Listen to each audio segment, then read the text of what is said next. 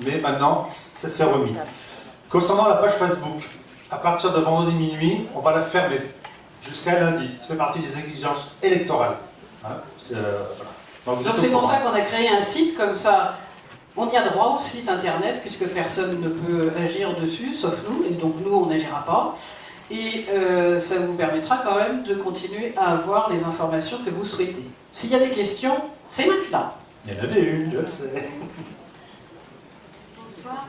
Ma question c'était juste la médecine du travail, dans quelle mesure elle peut intervenir avec vos projets parce que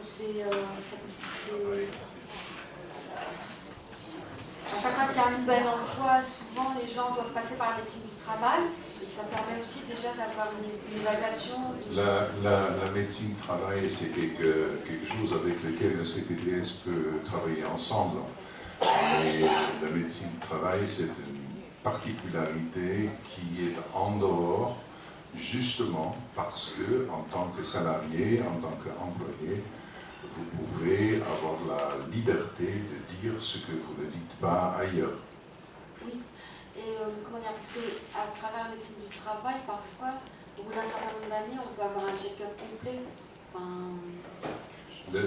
Une chose est claire, à l'époque, et je retourne en arrière à polir, c'est Jean Drulot, le médecin généraliste qui n'y est plus, qui a trouvé le problème suite à la nitroglycérine, et il était à cette époque-là médecin de travail à Polir. Ce qui fait qu'il y a une relation entre la médecine de ville et le médecin de travail dès le moment qu'il y a nécessité. Je voulais juste vous préciser qu'on a choisi volontairement pour ces élections de mettre aussi KSDEC comme candidat à la communauté des communes parce que cette question de la santé, pour l'instant, n'est pas compétence intercommunale, mais à partir de 2022, vu que les CPTS seront obligatoires, à un moment donné, il va bien falloir qu'elle s'empare de cette question et donc Banyuls sera promoteur dans le domaine.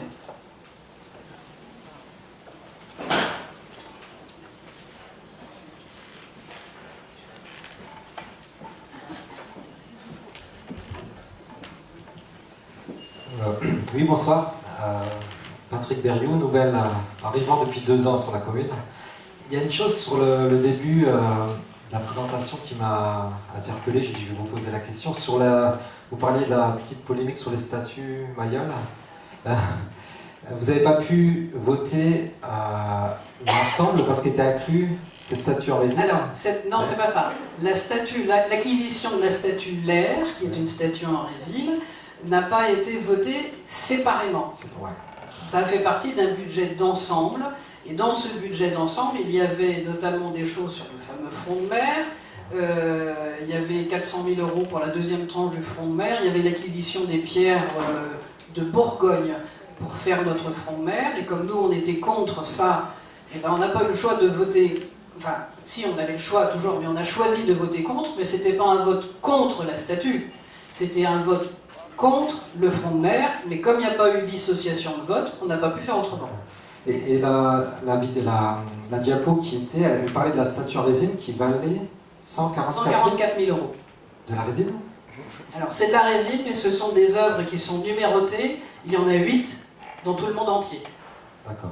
Donc oui, moi comme je ne suis pas connaisseur de l'art, alors, je pensais que les statues en bronze et en plomb de Mayol, ça coûte aux alentours de 6 millions d'euros, entre 4 et 6 millions d'euros. Okay. Donc inutile de vous dire que c'est pas faisable. Donc la municipalité avait décidé d'acquérir, avec l'aide de la Fondation Dina Verdi, parce que c'était un prix d'ami qu'ils ont fait quand même, hein, avec l'aide de la Fondation Dina Verdi, d'accueillir une statue en résine qui est elle-même une œuvre d'art, parce que c'est fait par une fonderie, hein, c'est un procédé tout à fait particulier. C'est une résine en polymère avec à l'intérieur du plomb pour donner l'aspect en fait du plomb, du bronze, je ne sais plus sur celle-là. Mais c'est dommage que Yvon Bertha n'est pas là parce qu'il pourrait vous l'expliquer beaucoup mieux que moi. Et en fait, cette statue est numérotée. Cette statue en résine est numérotée. Il y en a 8 exemplaires dans le monde, donc elle en fait partie. Voilà. Ah d'accord. Ok, là, merci pour la réponse. Comme ça, j'apprends aussi sur les valeurs des choses. Et C'est très 140 belle la statue. Et 144 000 euros, c'était un prix d'amis, entre guillemets, que la fondation Nina Verdi a fait, parce que justement, c'était pour Bagnous.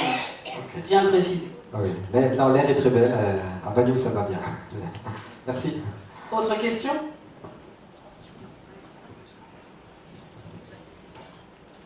Une fois,